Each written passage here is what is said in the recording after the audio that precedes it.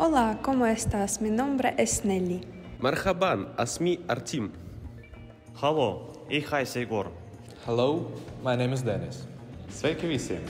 Pasaulē ir daudz dažādu valodu, un vidēji mēs zinām 3-4. Vai jūs sapratat šo valodu?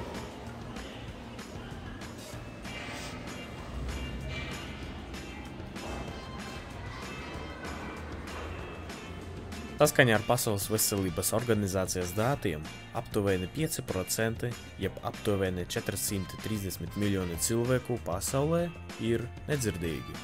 Ar katru gadu šis skaits tikai pieaug, tādēļ rodas jautājums, vai dziļa mācīšanās var palīdzēt atrisināt saziņas problēmu starp kurmējumiem cilvēkiem un pārējo pasauli. Bet mums ir risinājums.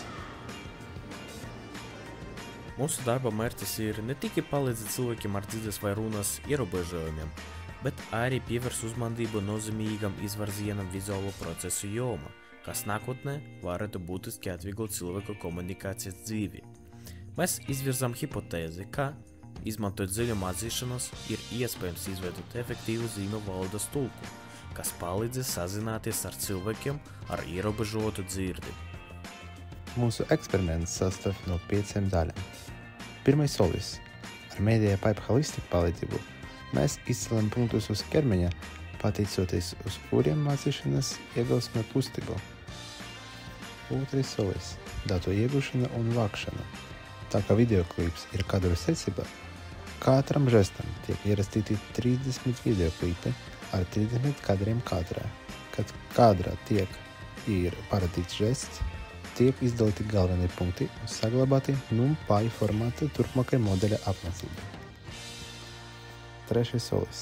Kods uzsāk dzirdības mācīšanas modeļa apmācības procesu, izmantojot LSTM neironu tīklu, kas ir labi piemērots datu secību, piemēram, žestu apstrādei un klasificēšanai žestu atpazīšanas uzdevumus. Ceturtais solis. Šeit mēs izstrādājam kodu, kas prognozēs rezultāti, un tās tiek vizualizēts kā krāsaini taisnstūri kameras attēlā. Pateicoties šiem procentiem, mēs aprēķinājam parādīta žesta precizitāti.